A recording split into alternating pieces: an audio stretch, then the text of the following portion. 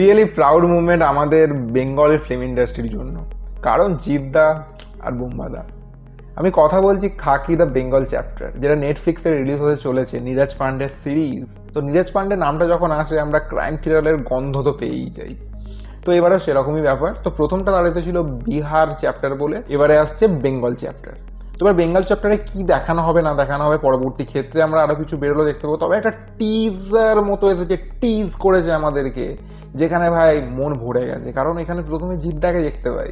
জিদ্দা একজন police officer এবং জিদ্দা যেরকম সোয়াগ এবং তাকে লাগছে ভাই চরম, ঠিক আছে। তবে আমার মনে হয় গোঁপটা যদি একটু বড় হতো, আর দাড়ি তো এমনিতে পুলিশদের রাখা চলে না, বাট গোঁপটা একটু বড় হলে আর একটু সেক্সি দেখতে লাগতো। যাই হোক, জিদ্দাকে সব দিক থেকেই হেভি লাগে।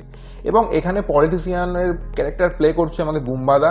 তাকে বেশ একটা অন্যরকম ভাইব দিচ্ছে, মানে মনে হচ্ছে ওয়ান সিনেমাটা তার দেখেছিলাম একটা খলনায়ক টাইপের চরিত্র সে করেছিল, এখানেও তার মনে হচ্ছে একটা ডার্ক সাইড আমরা দেখতে চলেছি। তো আমি কাস্টিংটাকে নিয়ে ভীষণভাবে হ্যাপি।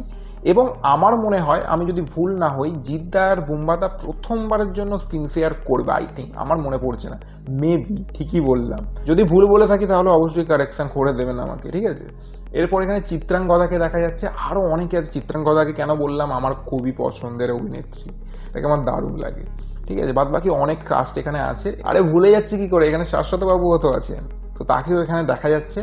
বেশ ভালো একটা কাস্টিং এবং একটা ক্রাইম থ্রিলার যেরকম হওয়া উচিত। নীরজ পান্ডে ভাই কাঁপিয়ে দেবে, এইটুকু তো তার প্রতি ভরসা আমার আছেই। তবে এবার দেখা যাক যে এই সিরিজটা কবে আসে, দেখা যাক কবে আসবে। তবে একটা ছোট্ট মতো একটা টিজ আমাদের করেছে, পরবর্তী ক্ষেত্রে ট্রেলার আসুক, সেই নিয়ে আরও কথা হবে। তবে সত্যি আমাদের জন্য প্রাউড মুভমেন্ট।